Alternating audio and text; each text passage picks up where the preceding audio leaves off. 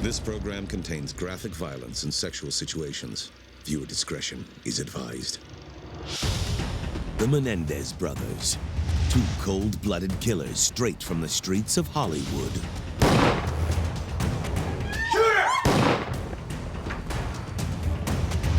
People were mesmerized. The public could not get enough of this salacious case.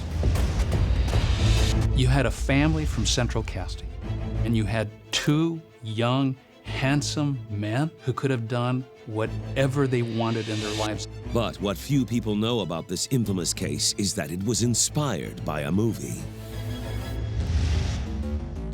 The film Billionaire Boys Club follows Joe Hunt as he tries to recruit several of his young, rich friends to invest in his company. This film is based off of the life of Joe Hunt.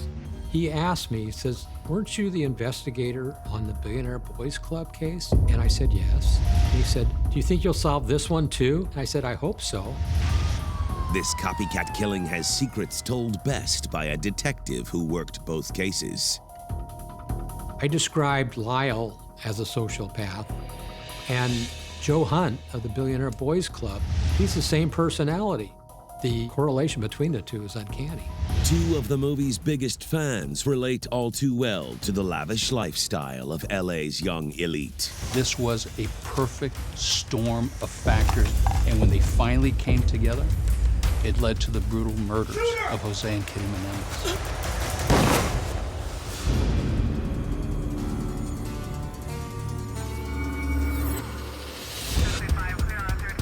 In 1984, there was one murder investigation that shocked the entire nation to its core. The People versus Joe Hunt proved that crime can happen anywhere, even in Beverly Hills. Joe Hunt was a young entrepreneur who wanted to prove that he could make it in the big leagues. But Joe invested in the wrong person. In order to maintain his lavish lifestyle and not let his friends down, Joe turned to murder. The story inspires a two-part television event titled Billionaire Boys Club and stars Brat Pack member Judd Nelson as Joe Hunt.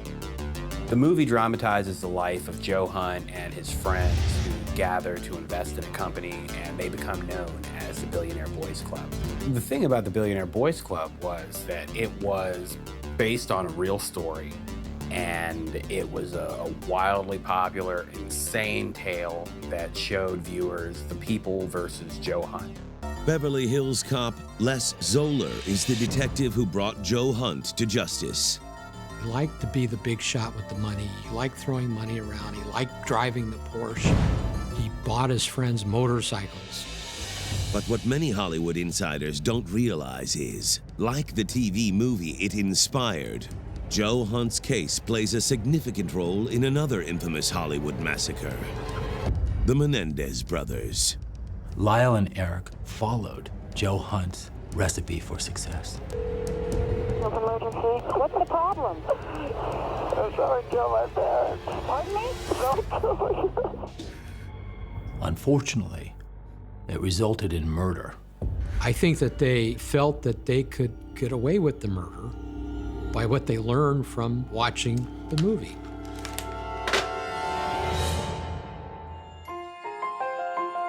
From an early age, Lyle and Eric Menendez are raised to expect the finer things in life.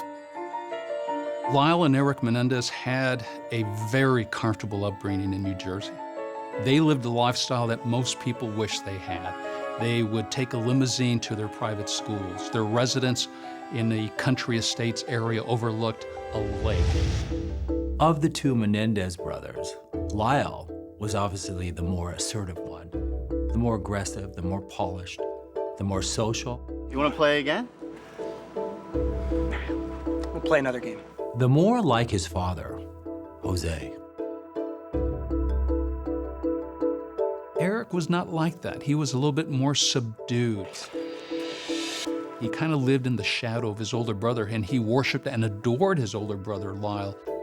You know, I got a sweeter idea.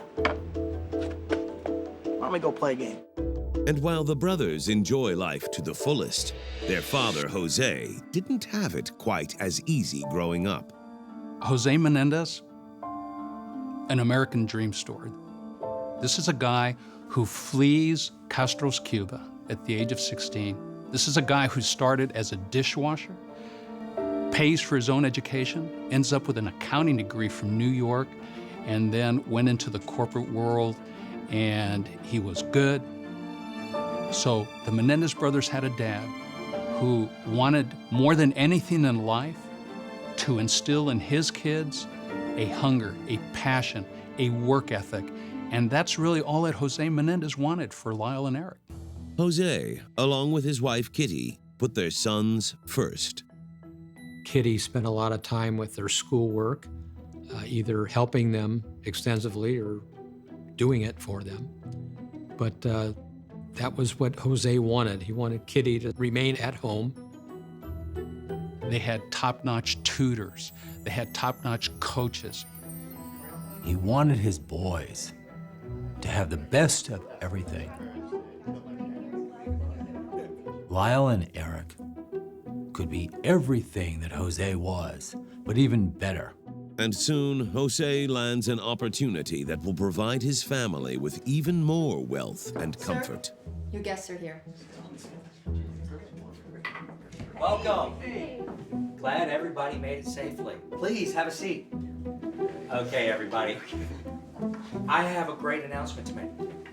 This afternoon, I was appointed Executive Vice President of Live Entertainment. Yes. So when Jose got the LA job, for him it was really truly the answer. A lot of money. Everybody was excited. This is what Jose had always wanted.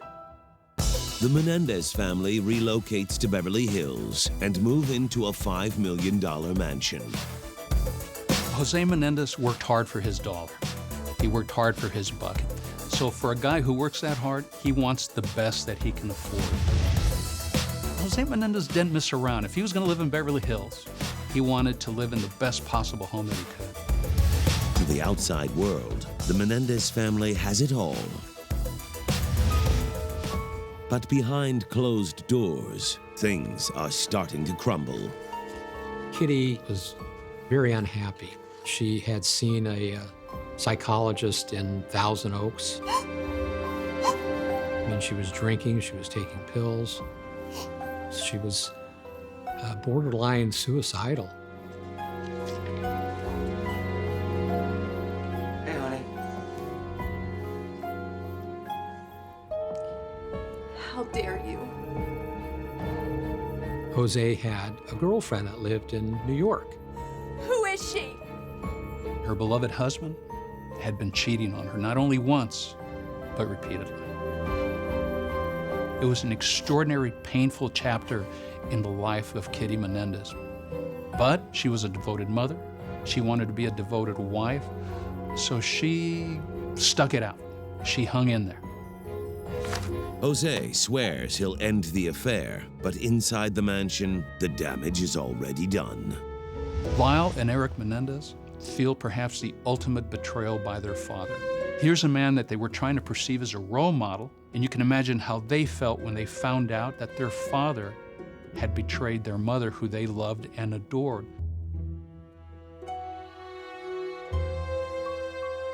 From that day forward, the Menendez brothers never, ever looked at their dad again in the same light. The brothers begin to act out by stealing money from their father.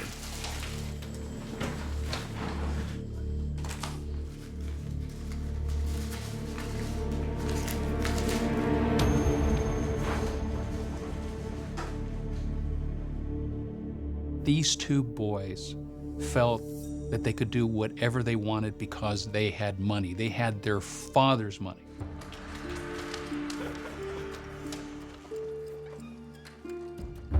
But the further they push, the tighter Jose pulls back on the lifestyle they've always known.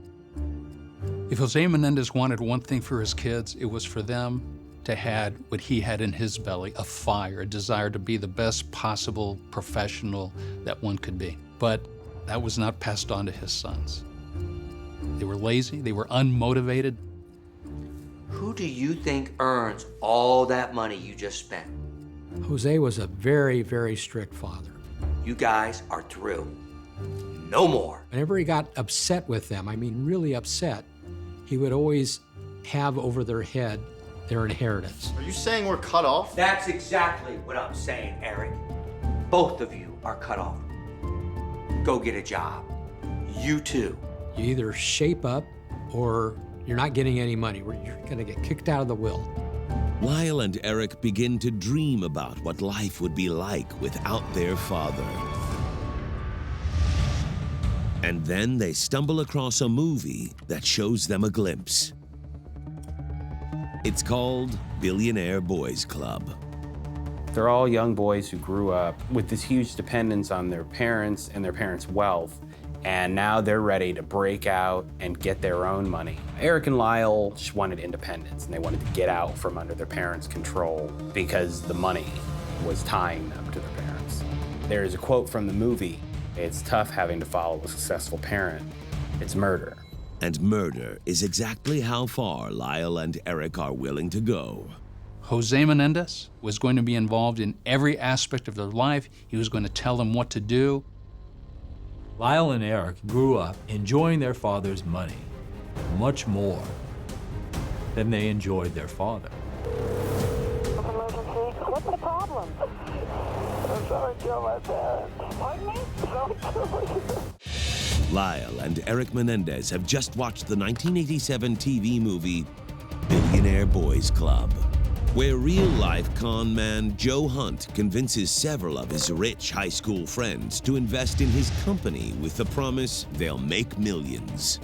Joe was very good at getting people to give him money to invest. He just had no idea how to invest it.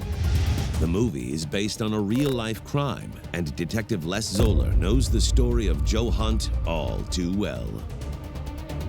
He was taking the money and living lavishly.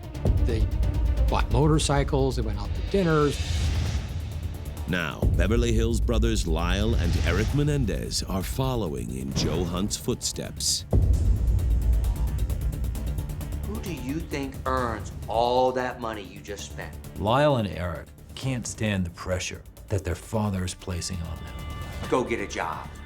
You too. Then they watch this movie, The Billionaire Boys Club, and they see that the character is having the same problems they are. The brothers become inspired by the movie.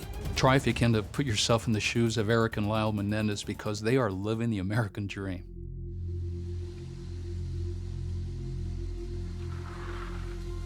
But the brothers' lack of motivation and hard work angers their father, Jose.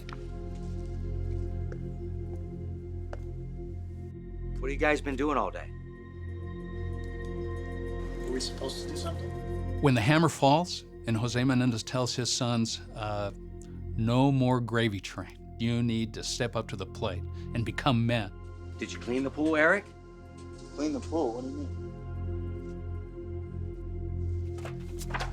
You'll clean it now.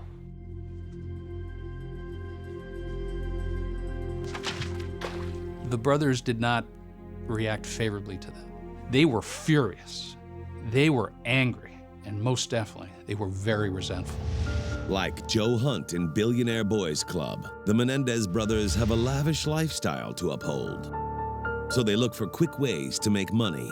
When you grow up with a father like Jose Menendez, who's in the entertainment industry, and when you live in Beverly Hills, it's not unusual to take a shot at writing a script.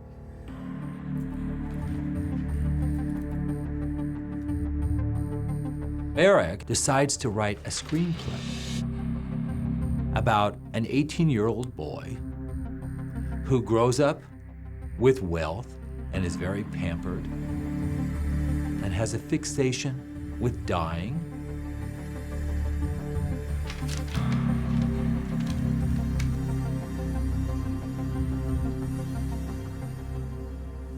He calls the script Friends.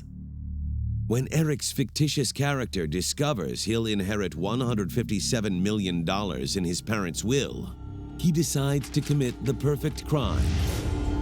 Oh, no! No! By killing Mom and Dad.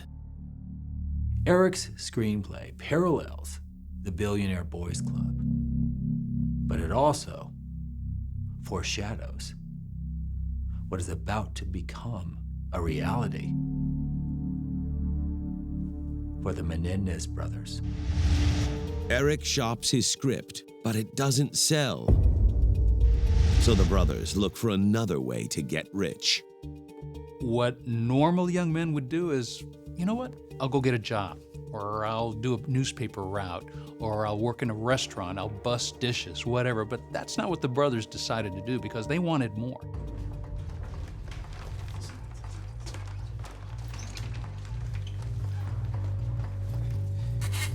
Lyle learned that a friend of Eric's parents were going out of town, actually to Europe, and Lyle burglarized that house and came back and bragged about it to Eric and told Eric how easy it was.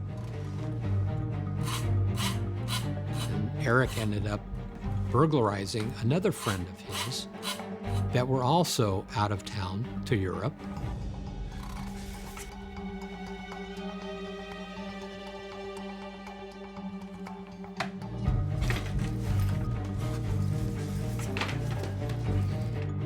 Lyle and Eric Menendez didn't need to steal cash because there was no food on the table or there were no clothes on their back. They stole because there was a rush, there was an excitement that came out of the fact that they were able to do something by themselves, accomplish something on their own, get a lot of cash and money with very little work.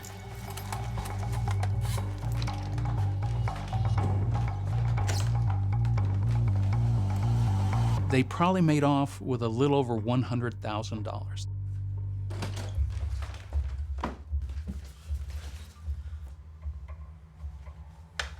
But before their new career has a chance to take off, the brothers are caught.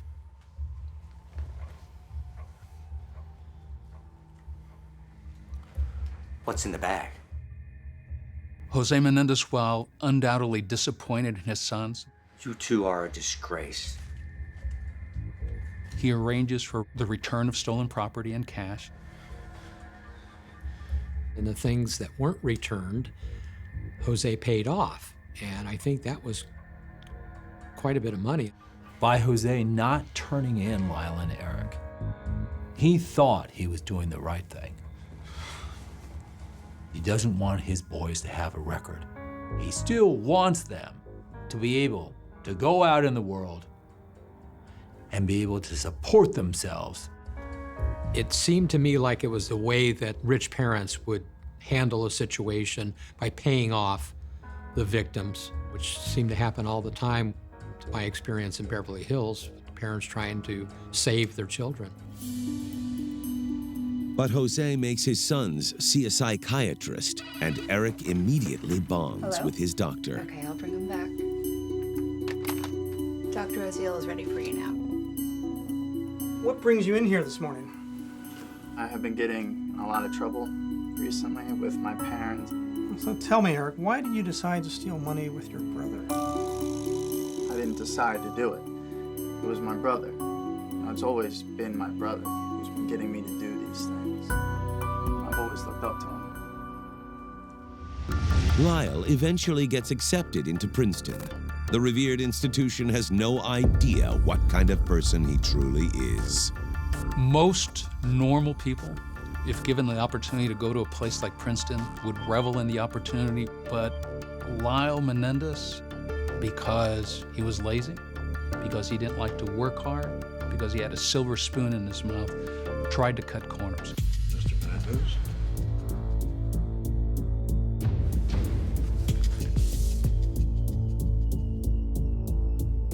He was caught cheating on an exam. No, here at Princeton, we take plagiarism very seriously, sir.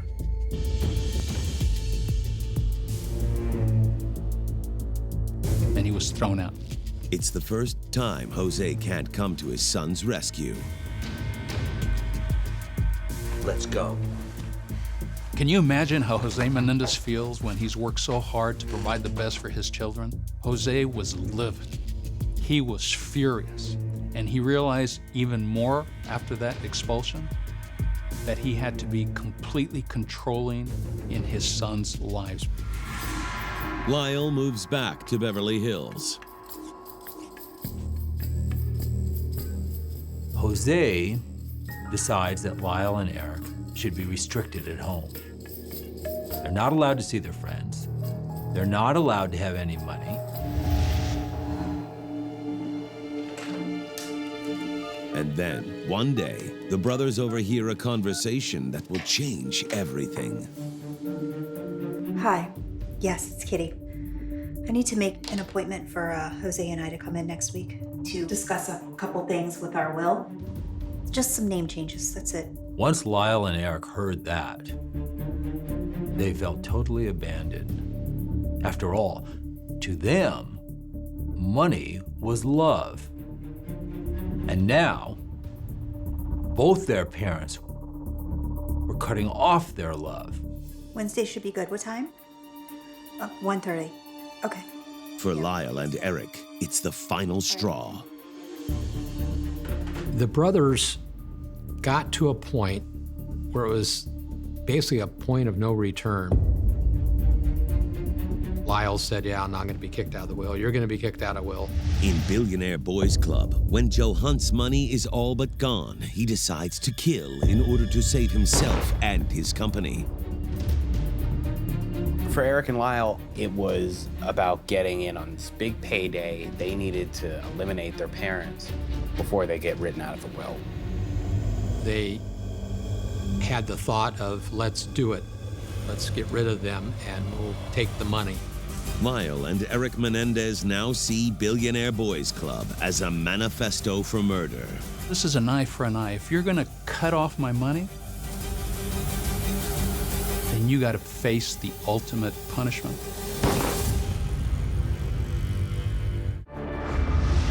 Lyle and Eric Menendez have always had a taste for the finer things in life. Just like Joe Hunt in the movie Billionaire Boys Club. Joe wants for people to perceive him as this incredibly successful person, making a lot of money, living the ideal life. I described Lyle as a sociopath, and Joe Hunt of the Billionaire Boys Club, he's the same personality. The correlation between the two is uncanny.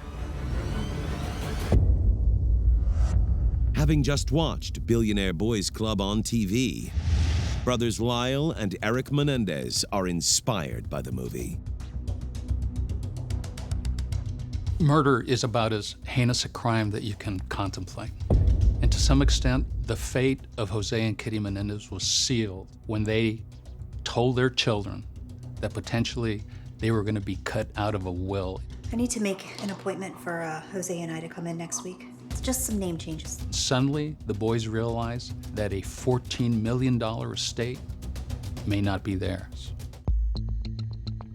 In Billionaire Boys Club, Joe Hunt writes down all the things he must do before and during his first kill. A physical checklist on how to murder. Joe Hunt planned the murder, and on the 7 pages, he even had a drawing of the mountains where they were taking him to bury him. Lyle and Eric appear to be inspired because, like Joe, this isn't a spur-of-the-moment decision. They created checklists, and the first stop is buying a gun.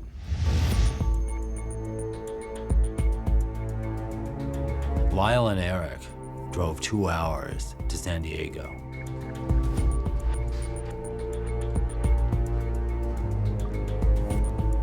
To purchase guns.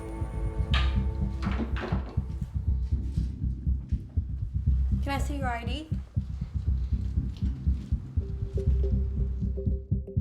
They used a stolen identification of a Princeton classmate of Lyle Menendez in order to procure those weapons. Here you go. Thank you.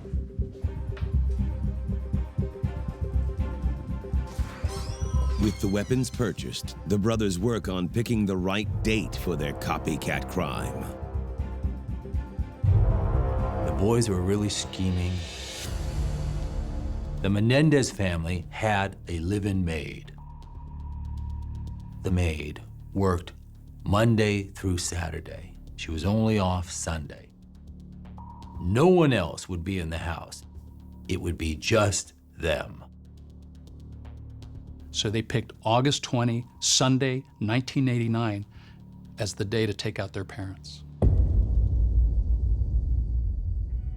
After a long day of running around, Jose and Kitty settle in for a relaxing and uneventful evening. They were exhausted, and they were ready to call it a night. But the night has just started.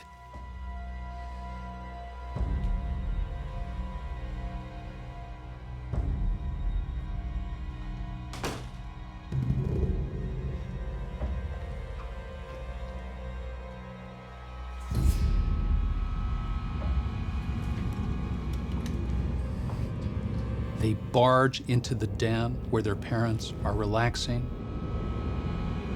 and they start firing away repeatedly.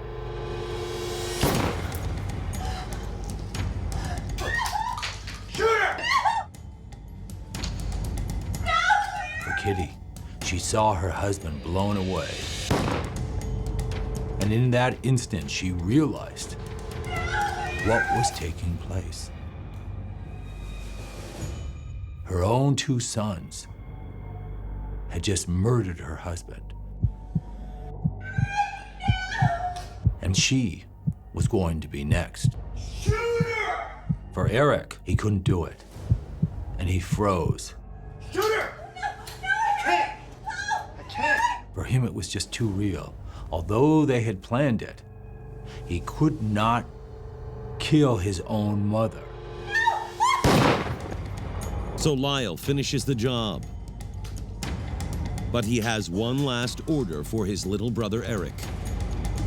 Lyle yelled at him that, to shoot because we're both in this together.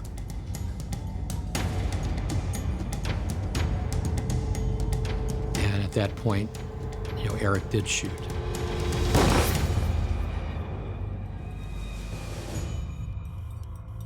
The boys, when they're finished, look around.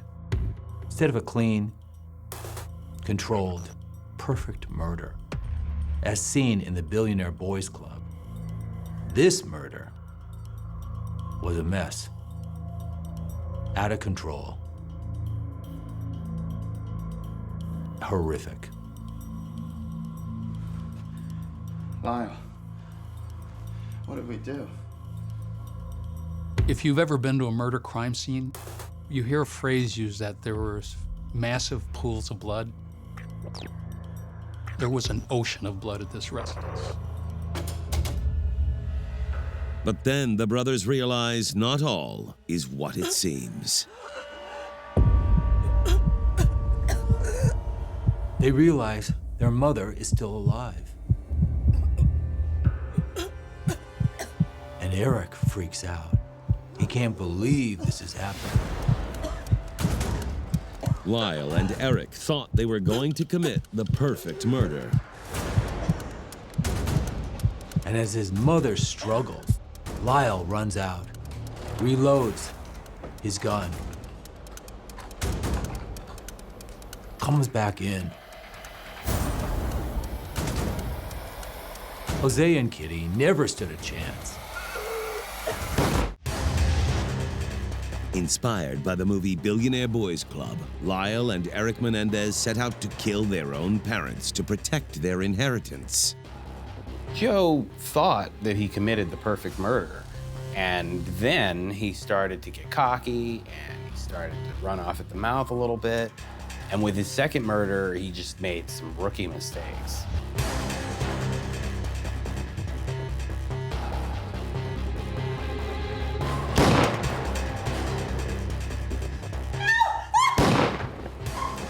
But they're about to learn, murder is messy. You have two sons who have used a shotgun to destroy the lives of their parents. You have two sons who, after firing the first volley of rounds, realize that their mother, the mother who gave birth to them, who loved them, who gave up her acting career for them, is still alive.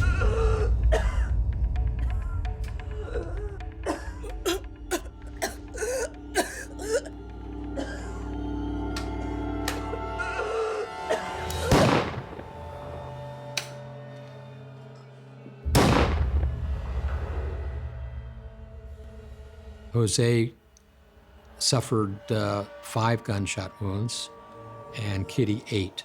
The wounds the victims suffered, it was horrific. The Menendez brothers take another page right out of the Billionaire Boys Club script. In the Billionaire Boys Club, Joe kills a wealthy Iranian man, and when questioned by the police, he blames the killing on the Iranian government. Likewise, Lyle and Eric create a motivation for the murder by staging the crime scene to look like a mob hit. So to make it look like a mob hit, they shoot out the kneecaps of both their parents. Everything is going according to plan. No one has heard anything.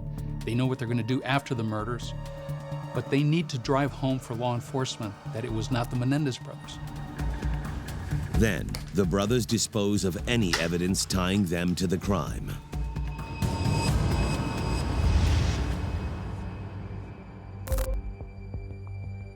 The two boys dropped their guns somewhere off Mulholland Drive. And then they went to a gas station and they took their bloody clothes and placed them in a dumpster. Back at the house, the brothers get into character and call 911.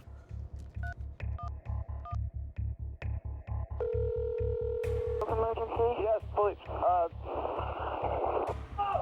What's the problem? What's the problem? What's the problem? Someone killed my parents. Pardon me? We have units around. What happened? Who shot who? I don't know anything. I just came home. You came home and found who shot? Mom and Dad. Okay, we're on our way over there with an ambulance. Okay, I gotta go.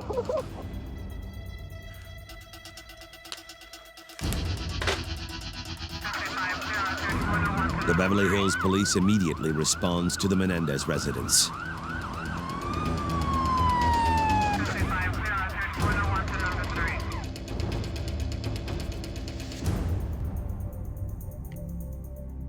Just looking at the room from the entranceway and looking at Kitty and Jose, it just seemed like an eerie silence to me. I've never had that experience before. Police interview Lyle and Eric to see what transpired that night. Tell me exactly what happened. I don't know. Lyle was interviewed first, and he was very distraught. We went to the movies, but when we came home, we saw them shot to death. Oh my God. Eric was still emotional. It seemed like they were victimized by what happened to their parents. I think we're through for now. He asked me, he says, "Weren't you the investigator on the Billionaire Boys Club case?" And I said, "Yes." And he said, "Do you think you'll solve this one too?" And I said, "I hope so." 5 days later, the Menendez brothers stage a heartfelt memorial service for their parents. In public, they grieve with friends and family, while in private, they collect their parents' life insurance policy. Let there be no question about this. This case, this murder, was all about money and greed. And the Menendez brothers, after taking out their parents, started reaping the benefits of that. So they went on a spending spree. They buy a Jeep, they buy a Porsche, they buy a Rolex watch. My brother Lyle? They lease office space for $3,000 a month. With the money flowing freely, the brothers copy their favorite movie, Billionaire Boys Club. Gentlemen. By recruiting their rich friends for a company they call Menendez Investment Enterprises. I'm glad you guys came on board. They spent money like it was going out of style. But just like the movie, the quick cash runs out, and soon the Menendez brothers receive shocking news. Within the first few months, the boys managed to spend almost $1 million. And then they discovered to their horror that other monies that they would eventually be entitled to were being held up because of a loophole. The stress is too much for Eric to bear. With his parents' murder weighing heavily on his mind, he returns to his psychiatrist, Dr. Oziel. There's something I want to tell you, but I can't tell you. I think he could tell that Eric was very upset, and Eric told him that he was having a hard time sleeping, and he wanted to talk to him. Whatever you say to me as a doctor stays confidential with me, stays in this room. With that, Dr. Oziel had the impression that he was going to confess the murders of his parents. We killed my parents, okay? We killed them with guns. We bought the guns and we shot them. We shot them and we killed them. We killed my parents. They say that murder is the ultimate crime, and it's one thing to commit a murder. It's another thing to live with the fact that you murdered somebody. And Eric Menendez was not equipped to deal with the fact that he had murdered his parents. Eric may feel strangely relieved after spilling his secret, but when Lyle finds out, all hell breaks loose. Where have you been? I was at Dr. O's office. I thought I told you not to talk to that guy again. Eric realized he had totally messed up. He had confessed to the murder. Lyle told him something. Are you crazy? He's not going to say anything. He can't. Have you lost your mind? It's a confidentiality agreement. He's not going to say anything. And Lyle was furious. He's not going to say anything. Have you lost your mind? He can't say anything, Lyle. Lyle looked right at Eric and said, "You're not my brother. You can't tell him that and be my brother." Where are you going? What are you going to do? The only thing we can do now. Ruthless killer Eric Menendez has a problem straight from the movie Billionaire Boys Club. We killed my parents. He's been talking about his double murder, the same way con man Joe Hunt runs his mouth about how he killed for money. Eric was more sensitive and cared about people. It turned out that he actually went and saw a psychologist because he couldn't handle what he had done, the murder of his parents. But their lie is becoming undone. Eric Menendez, to lighten his guilt and his load, comes completely clean with his therapist. He tells him everything, acknowledging the fact that the brothers had committed the murders. Lyle told him something. Are you crazy? He's not going to say anything. Confidentiality agreement. Lyle Menendez, when he finds out, he is furious. He is livid, and he doesn't take this lightly. Lyle heads to Dr. Oziel's office to confront the man who knows his darkest secret. Where is he? Where is he? Tell him to come out! If you say we killed someone, we'll kill you. You understand? Little did the brothers know, the doctor is recording their every word. Dr. Oziel doesn't go to the police with his information about Jose and Kitty's murderers. But 7 months after the deaths, his girlfriend does, and she has insider information. Eric came in and he confessed to everything. Okay. We were talking to her, and she disclosed that she was in the next room when Eric had confessed to the murders. California law is very, very straightforward. There exists a therapist-patient confidentiality privilege.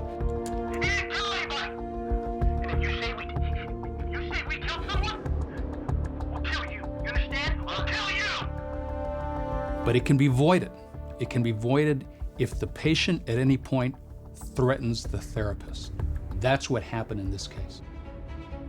The police were now able to obtain 17 audio tapes, one of which contained Eric's confession We killed him with guns. We bought the guns and we shot him. to the murders of his parents along with his brother. It's enough evidence to immediately arrest the Menendez brothers and charge them with first-degree murder. As a former journalist, I've probably covered every major criminal case in the last 20 years. I would put at the top of the heap the Menendez brother murder trial. People were mesmerized. The public could not get enough of this salacious case. During the trial, the brothers shock everyone when they claimed their father, Jose, was sexually abusive. When I first heard that they were claiming that they were sexually abused, I interviewed so many people in reference to them and their background. And nobody, absolutely nobody, said anything about sexual abuse, not even a hint of it. Although the prosecution doesn't believe a word of the brothers' defense, some members of the jury do, and a mistrial is declared. I actually was not surprised that there was a hung jury and a mistrial.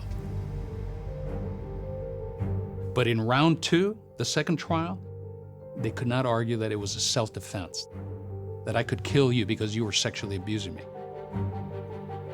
To this day, some people still question the validity of the conviction of the Menendez brothers, saying, well, if they were sexually abused, then they had a right to kill their parents. But what people don't understand is when you put on a defense like that, you have to have evidence of it. And while there was some evidence, it was minimal because it only came down to the self-serving statements of the brothers. They're the only ones who testified about that. There was no other corroborating evidence. Trial number 2 ends in a guilty verdict for Lyle and Eric Menendez.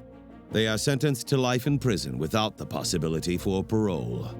The Menendez brothers are in separate California prisons and haven't seen each other since the last trial ended. I covered this case from day one, and to this day, people still ask me, what's my main takeaway from covering this murder case? And it has to be disbelief. Disbelief because these two young men had it all, and they threw it all away. Inspired by Joe Hunt in Billionaire Boys Club, the Menendez brothers killed for a life of wealth and freedom. I found it very interesting once I found out that the brothers had watched the Billionaire Boys Club murder, that Lyle was so close personality-wise to Joe Hunt. I mean, they're both dark figures, both commanded the room. Joe Hunt, he was very bright. He was borderline genius, but he was an outcast. And just like at the end of the movie, justice prevails. One of the greatest ironies in this case is that if the Menendez brothers had utilized just 5% of the energy and forethought and planning that went into committing murder and put that into their aspirations and their careers, they could have been as successful as their dad, Jose Menendez.